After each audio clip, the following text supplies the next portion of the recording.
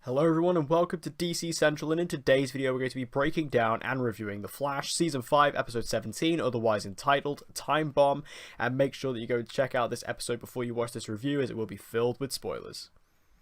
And once again guys, I do apologise for the review format going back to this old style, and also for my voice. If you can tell, it is still a little bit damaged from the kind of cold I'm going through and getting over right now, and also I'm not on camera because I don't exactly look camera worthy right now. So on top of all that, with all that out of the way, and with all that said, let's jump into the review. So, at the end of the last episode of The Flash, we had an unexpected arrival in the form of Grace Gibbons from the future as Cicada, and she is now going around continuing her and her uncle's mission to take and kill all metas who are living in Central City. And this includes a new meta who we introduce in this episode who actually was at the scene of the murder of Grace Gibbons' parents. So not only is she going after this person because that she obviously wants to kill all metahumans, but also because that this is somebody who she believes is directly connected and is directly responsible for her parents' murder. Obviously, this was all very kind of relevant. This was something we knew was coming based on set photos and things like that, and based on information we had gotten from the set regarding this episode. And it's all good stuff. Like, it's all okay. Like, seeing the fact that, you know, Grace basically witnessed her parents' murder right in front of her eyes, kind of similar to Barry in that sense. The fact that she saw this person, she believes that she is responsible because that is the only person she had tied to that scene, even though that isn't actually the case. This was all fine. It led to a few interesting scenes where, obviously, this person who was this metahuman, I can't remember the character's name, but she was actually keeping the information that she was a metahuman away from her family. Like, she wasn't telling her husband, she didn't tell her daughter. So when this information was actually revealed to the family, it was interesting that they kind of dismissed her. They didn't want to know about her. Her daughter was scared of her and things like that. I thought that was actually an interesting way to play it. And obviously this does tie into the fact of revealing secrets. And this is what kind of pushes Nora into her kind of eventual, you know, kind of reveal at the end of the episode. But overall, I think going down this story path, I actually thought was actually pretty appropriate. And again, worked kind of well. Now, we got a proper introduction to Grace in this episode as Cicada.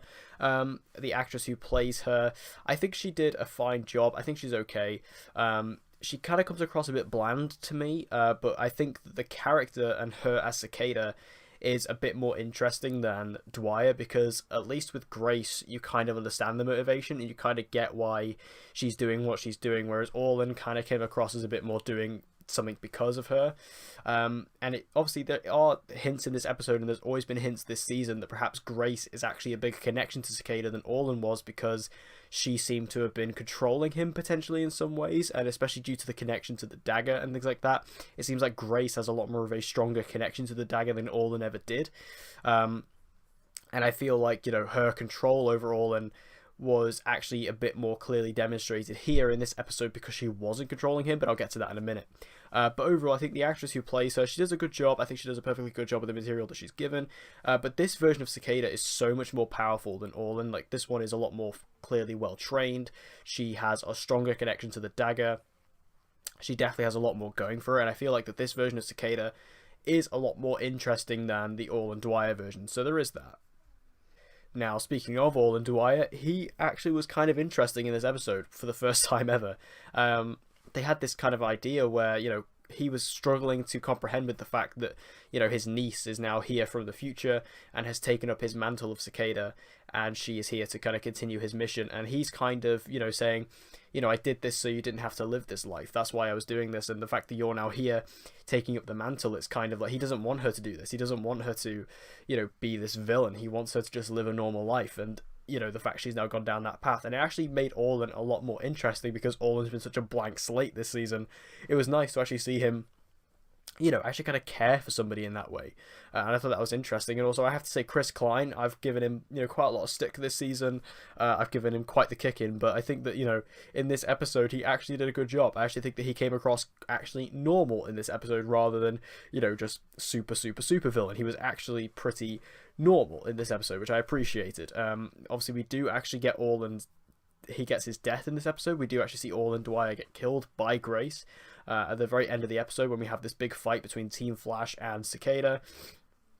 he shows up to try and talk her down and to try and bring her back to, back to her senses, and she basically uses the dagger to kill him and stab him in the back, quite literally, and Orlin actually dies in this episode, which I thought was really kind of ballsy. I didn't expect them to do that, but I guess if they have Cicada now, well, Grace as Cicada, they just don't need Orlin anymore, so they might as well just kill him off. I mean, it's kind of funny that as soon as this character gets interesting, they kill him off, but what are you going to do?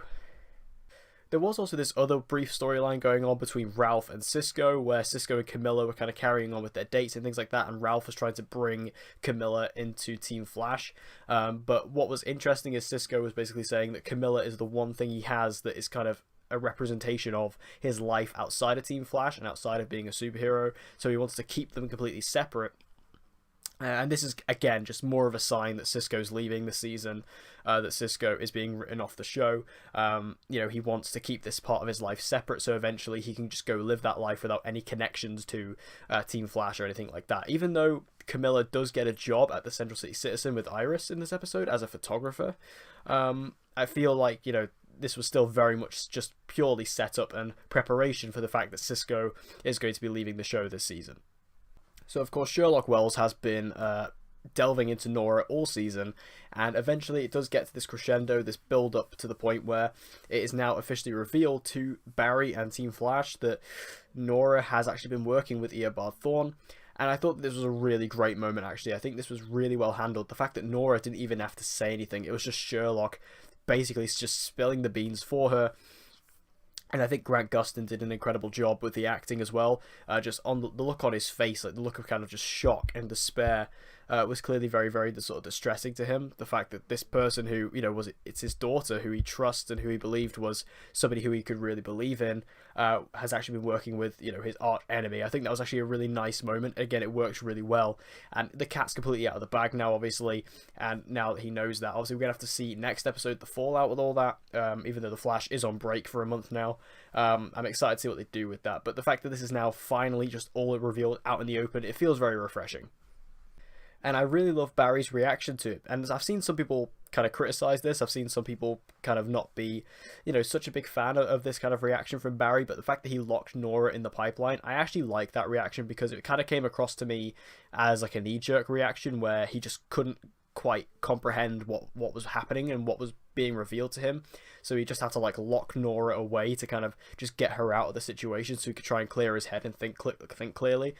I actually like the reaction, and the fact that, Nora says, "I'm sorry, I lied to you," and he turns around and says, "So am I."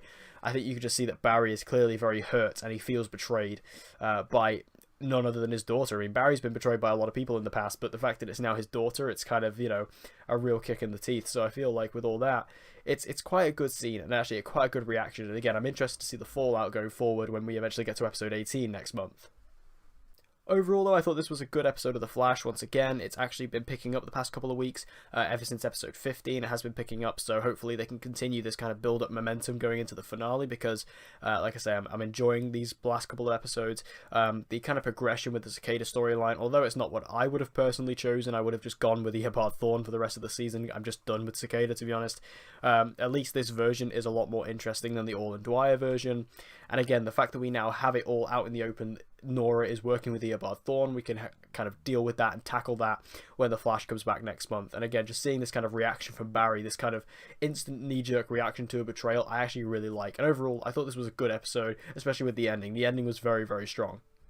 So thank you guys for tuning into this episode of DC Central. If you want to see more DC content like this, be sure to subscribe and hit the notification bell so you don't miss an upload. And I hope to see you guys again next time.